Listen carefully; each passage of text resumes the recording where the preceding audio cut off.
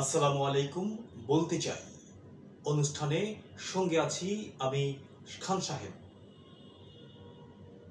বেনজির কাণ্ড মতিউর কাণ্ড ছাপিয়ে কোটা আন্দোলনকে সামনে নিয়ে আসা হয়েছে কেন, এর অন্তরালে কি হচ্ছে বলতে চাই অনুষ্ঠানে আমি এই বিষয়ে কিছু শেয়ার করতে চাই আপনাদের সাথে।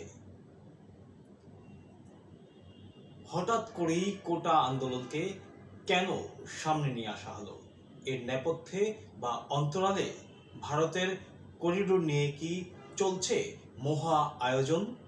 কি হবে ভারতকে করিডোর ট্রানজিট দিয়ে বাংলাদেশের কি উন্নতি হবে, কি উপকার হবে? ভারত বাংলাদেশের সীমানার উপর দিয়ে বাংলাদেশের মাঝখান দিয়ে চলে যাবে তাদের ট্রেন নিয়ে, টন প্রতি পাবে ৩৫০ টাকা মাত্র। এর পাশাপাশি বিদেশ থেকে যদি প্রবাসীরা বাংলাদেশে আসে প্রতি কিলো অনুযায়ী ২৫০ টাকা চার্জ দিতে হয় বাংলাদেশ বিমানবন্দর অথবা স্থলপথে।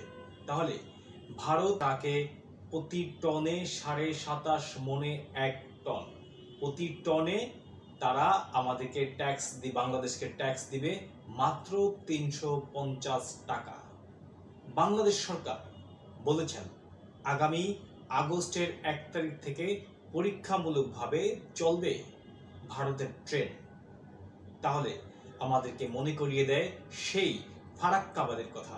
ফারাক্কাবাদও হয়েছিল পরীক্ষামূলকভাবে, বলা হয়েছিল পরীক্ষামূলকভাবে ফারাক্কাবাদ স্থাপন করা হলো, যদি বাংলাদেশের ক্ষতি হয় তাহলে ফারাক্কাবাদ তুলে নেওয়া হবে।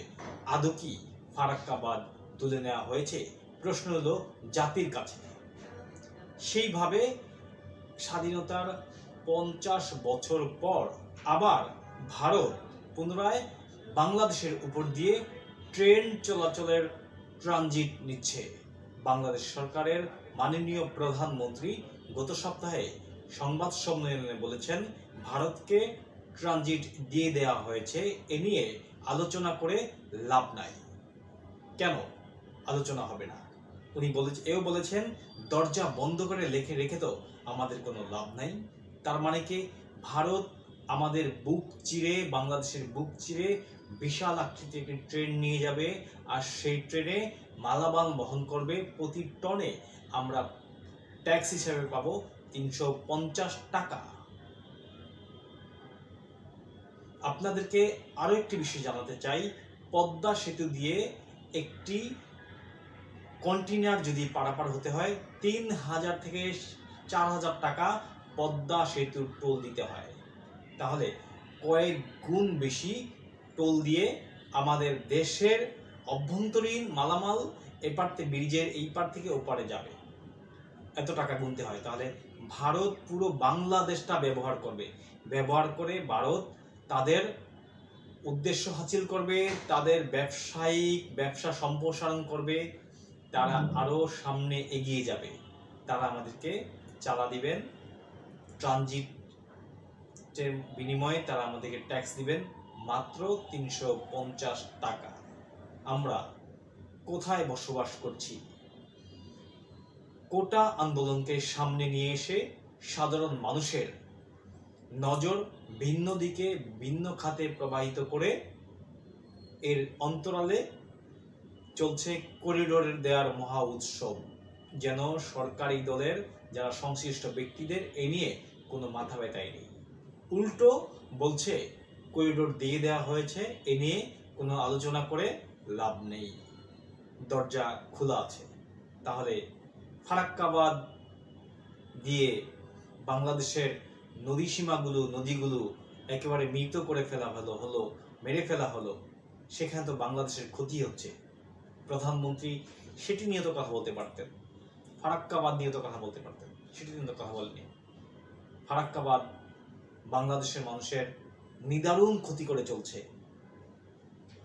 প্রায় ৪০ বছর যাবৎ নিদারুণ ক্ষতি করে চলছে। ফের আপনি আবার ভারতকে করিডোর দিয়ে ফেললেন। আপনি কি বাংলাদেশের জনগণের সাথে আলোচনা প্রয়োজন মনে করেন না? যদি প্রয়োজন মনে করতেন, বাংলাদেশের জনগণের সাথে আলোচনা করে আপনি ভারতকে করিডোর দিতেন। এই বিষয়গুলোকে পিছনে ফেলার জন্য, বাংলাদেশের নাগরিকদের নজর অন্যদিকে সরিয়ে ফেলার জন্য সামনে নিয়ে আসা হয়েছে কোটা আন্দোলন, মতিউর কাণ্ড, বেনজির কাণ্ড, ইভেন আরও একটি হত্যাকাণ্ড। তাহলে বাংলাদেশের ভবিষ্যৎ কোথায় যাচ্ছে, কি হবে সামনে? আমাদের কি বাংলাদেশের জনগণের জন্য কি অন্ধকার অমানিসার রাত্র কি অপেক্ষা করছে? ব্যাংকগুলো দেউলিয়া হয়ে গেছে, ব্যাংকগুলোতে টাকা নেই, গ্রাহকরা নিজেদের জমাকৃত টাকা তুলতে পারছে না, নিতে পারছে না, ব্যাংকে টাকার জন্য হাহাকার লেগে গেছে। সেদিকে কর্ণপাত না করে ভারতকে কিভাবে সহযোগিতা দেয়া যায়, কিভাবে সাহায্য করা যায়, ভারতের পাশে কিভাবে বাংলাদেশ দাঁড়াতে পারে, সেই বিষয়ে বাংলাদেশের সরকার একটু বেশি উঠে পড়ে লেগেছেন। আমরা এই বিষয়গুলো বলতে চাই, অনুষ্ঠানে জনগণের সাথে শেয়ার করতে চাই। আমরা আগামী সুন্দর একটি বাংলাদেশ বিনির্মাণে বাংলাদেশ সরকারকে বলবো, করিডোর, ভারতের সাথে করিডোর বাংলাদেশের জন্য ভালো কিছু বয়ে আনবে না। এটার চাক্ষুষ প্রমাণ হলো আপনার এই ফারাক্কাবাদই প্রমাণ করে যে বাংলাদেশের জন্য ভারতের ট্রেন ট্রানজিট দেয়াটা বাংলাদেশের ভাগ্য আকাশে অমানিসার ঘোর অন্ধকার অপেক্ষা করছে। আমরা বাংলাদেশের প্রধানমন্ত্রী, মাননীয় প্রধানমন্ত্রী শেখ হাসিনাকে আহ্বান জানাবো, ওনাকে বিনয়ের সাথে বলতে চাই, আপনি আবারও একটু ভেবে দেখেন কি করতে যাচ্ছেন, কি হতে যাচ্ছে আমাদের জন্য, ভবিষ্যৎ প্রজন্মের জন্য আপনি কি করে যাচ্ছেন, কি রেখে যাচ্ছেন। আজকে বাংলাদেশ কোথায় গিয়ে দাঁড়িয়েছে? 1 কেজি আপনি বলতেন মাঝে মধ্যে চাউলের দাম বেড়ে গেলে, প্রধানমন্ত্রী বলতেন যে চাউলের দাম বেড়ে গেলে আলু খান। আজকে আলু 55 টাকা, 60 টাকা, 70 টাকা কেজি দরে বিক্রি হচ্ছে। মানুষ কি খাবে মাননীয় প্রধানমন্ত্রী? আপনি কি বলতে পারেন? এর কি সুদুত্তর আছে আপনার কাছে? বাংলাদেশের মানুষ বাঁচতে চায়। বাংলাদেশের মানুষকে আপনি স্বপ্ন দেখিয়েছেন, মধ্যমায়ের দেশ করেছেন। সেই মধ্যমায়ের দেশের এই নমুনা। একটা মধ্যমায়ের দেশের ব্যাংকে টাকা থাকে না, মানুষের গচ্ছিত টাকা মানুষ ফেরত দিতে পারছে না। এটাই কি মধ্যমায়ের দেশ? আপনি কি আমাদেরকে এই সোনার বাংলাদেশ উপহার দিলেন? এটাই কি সোনার বাংলাদেশ? এটাই কি বঙ্গবন্ধু সোনার বাংলাদেশ? আমরা প্রধানমন্ত্রীকে আবারও বলবো, ভারতকে ট্রানজিট দেয়া থেকে বিরত থাকেন।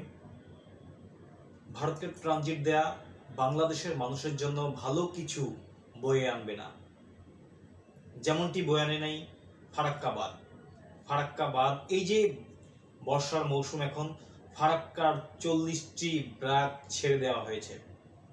সিলেট অঞ্চল বন্যার পানিতে, ফারাক্কার ঢলে, তিস্তার ঢলে, একেবারে কর্ণফুলীর ঢলে, ভারতের পানিতে ডুবে একাকার।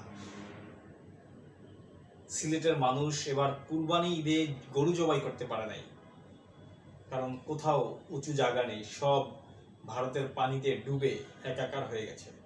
আপনি বাংলাদেশের মানুষের কথা একবার ভেবে দেখুন। ভারত নয়, বাংলাদেশ আপনার। বাংলাদেশ নিয়ে আপনি ভেবে দেখুন। বাংলাদেশকে সুখে শান্তিতে রাখতে পারলে বাংলাদেশের মানুষ সুখে থাকুক, শান্তিতে থাকুক, এটা এভাবে আমি বাংলাদেশের নাগরিক হিসেবে প্রত্যাশা করি। বাংলাদেশের একজন প্রধানমন্ত্রী হিসেবে আপনিও প্রত্যাশা করেন। আপনি আপনার প্রতি উদারত আহ্বান রেখে বলবো, আজকের বলতে চাই অনুষ্ঠানে আপনাকে বলতে চাই, আপনি ভারতকে করিডোর ট্রানজিট দেয়া থেকে বিরত থাকলে হয়তো বাংলাদেশ শান্তিতে বসবাস করতে পারবে, বাংলাদেশের জনগণ, বাংলাদেশের মানুষ শান্তিতে থাকতে পারবে। আপনার প্রতি উদারত আহ্বান রেখে আজকের মতো বলতে চাই অনুষ্ঠান এখানে শেষ করছি। আসসালামু আলাইকুম। সকলকে সঙ্গে থাকার জন্য ধন্যবাদ।